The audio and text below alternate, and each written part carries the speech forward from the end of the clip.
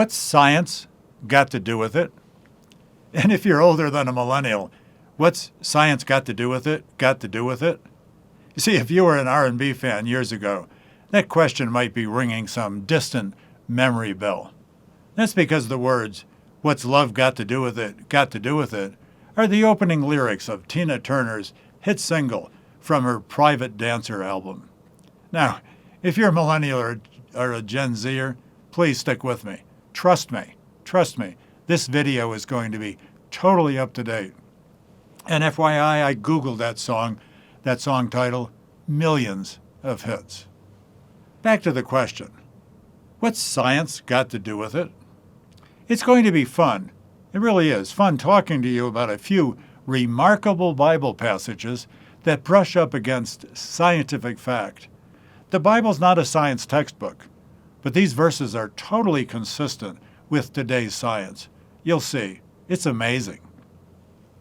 The first states that the world is suspended in space. That's no big deal today.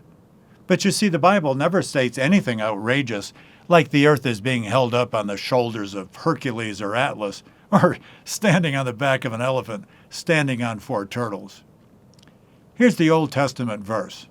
He, God, stretches out the north over empty space, and here it is, and hangs the earth on nothing.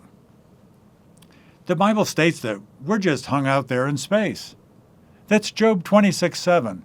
It's absolutely remarkable when you realize that the book of Job was written more than 1,000 years BC. And here's another one. The Bible hints at the second law of thermodynamics. That second law states that entropy is irreversibly increasing. Huh? Scientists can sure make things sound complicated. Let me simplify. Things are winding down. The usefulness of the sum of mass and energy is irreversible decreasing. In other words, stuff is wearing out like your favorite old blue jeans. Here's the Bible brushing up against that scientific principle from about 1000 BC. Of old you, God, here it is, the Bible verses, of old you, God, founded the earth, and the heavens are the work of your hands. Even they will perish, but you endure, and all of them will wear out like a garment, like clothing. That's why I said, like your favorite old blue jeans. That's from Psalm 102, 25 and 26. Remarkable. Second law of thermodynamics. And here's another. There are no east and west poles. That's pretty simple. North and south are fixed points. They're defined by the north and south poles. And the distance between them is finite. It's measurable. A little over 12,000 miles or 20,000 kilometers. However, you can continuously, without end, travel east and west. But you never get to either one. There are no east and west endpoints, no poles, no measurable distance between east and west.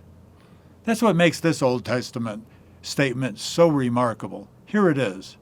For as high as the heavens are above the earth, that's an infinite distance, for as high as the heavens are above the earth, so great is God's loving kindness toward those who fear him. As far as the east is from the west, so far has he removed our transgressions from us. That's Psalm 103, 11 and 12. And that's from 1000 BC. Wow, the infinite distance, as far as the east is from the west. And here's another one. The earth is ball-shaped, or the verse I'm going to give you could mean it's in a circuitous orbit. Either one fits the Old Testament Hebrew meaning. Here's the verse. It is he, God, who sits above the circle. Sits above the circle, sphericity, circuit, or orbit. He sits above the circle of the earth, and its inhabitants are like grasshoppers, who stretches out the heavens like a curtain and spreads them out like a tent, our universe, to dwell in. That's from 700 BC, Isaiah 40, verse 22. And Job, the oldest book in the Old Testament, chapter 26, verse 10, supports that same idea. He, God, has inscribed a circle on the surface of the waters at the boundary of light and darkness. Think about it.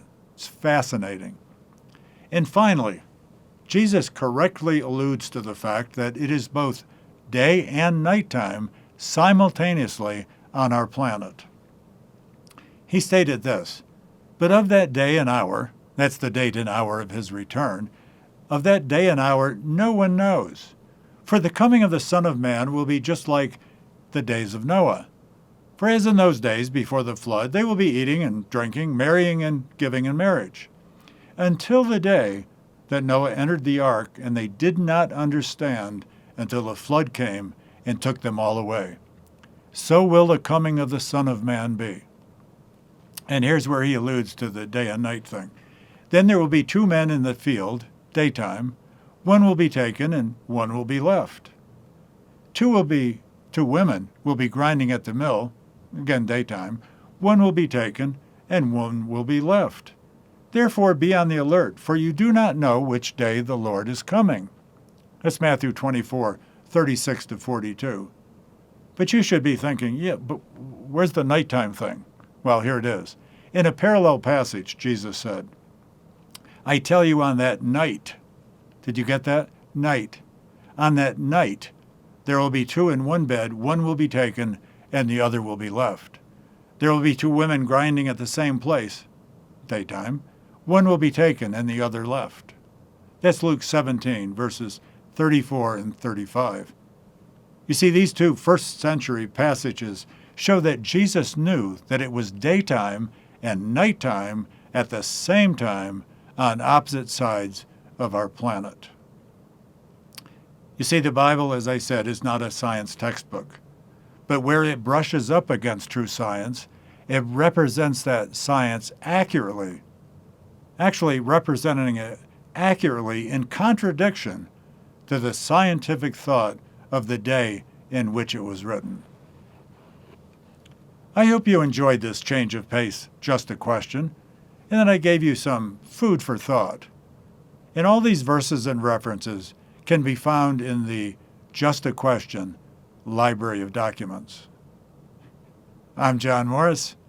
This has been Just a Question.